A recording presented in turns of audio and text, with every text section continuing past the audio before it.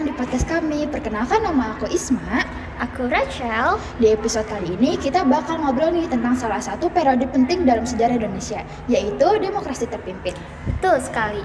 Demokrasi terpimpin ini berlangsung dari tahun 1959 sampai 1965. Di masa kepemimpinan Presiden Soekarno, sebelum masuk ke inti pembahasan, kita bahas dulu kenapa Indonesia sampai masuk ke sistem ini. Jadi waktu itu tuh Indonesia masih pakai sistem demokrasi liberal, tapi sayangnya sistem itu gak berjalan mulus. Banyak banget masalah muncul pas itu.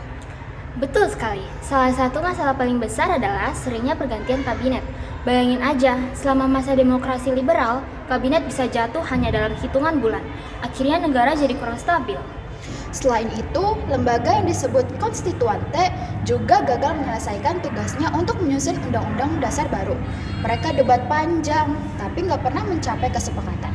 Karena keadaan makin kacau, Presiden Soekarno akhirnya mengeluarkan Dekret Presiden 5 Juli 1959. Isinya, Indonesia kembali memakai Undang-Undang Dasar 1945, membubarkan konstituante, dan dari situlah sistem demokrasi terpimpin dimulai.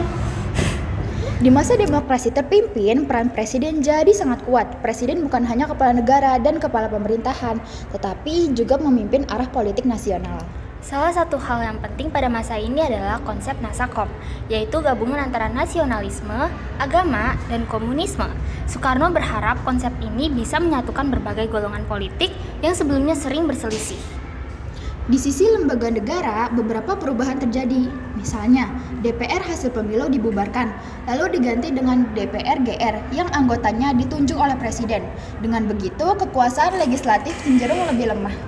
Sementara itu, partai politik juga nggak punya peran sebesar sebelumnya.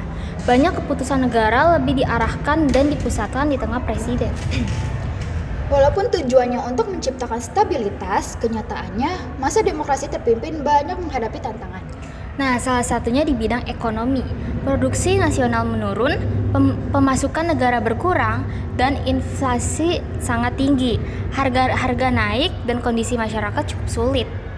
Selain ekonomi, masalah politik juga muncul nih. Pengaruh beberapa golongan tertentu di pemerintahan semakin besar, termasuk PKI, yang pada waktu itu semakin aktif dalam kegiatan politik. Ketegangan juga terjadi antara TNI dan PKI, dua kelompok yang punya pandangan dan kepentingan yang berbeda. Persaingan politik mereka makin lama makin memanas, dan ini berdampak besar pada stabilitas negara. Semua ketegangan itu akhirnya memuncak pada peristiwa G30S tahun 1965 yang menjadi titik balik bagi Indonesia. Setelah peristiwa itu, masa demokrasi terpimpin berakhir dan Indonesia masuk ke periode pemerintahan yang baru dengan arah politik yang berbeda. Jadi, secara singkat, demokrasi terpimpin adalah usaha pemerintah untuk menciptakan stabilitas setelah masa demokrasi liberal yang kacau. Tetapi, pelaksanaannya menghadapi banyak kendala sehingga menimbulkan tantangan baru. Mulai dari masalah ekonomi, hubungan antar partai, perubahan lembaga negara, sampai konflik antara TNI dan PKI semuanya berperan dengan membentuk masa ini. Oke, itu aja pembahasan lengkap dari kami. Semoga bisa membantu teman-teman memahami materi ini secara lebih jelas dan runtut.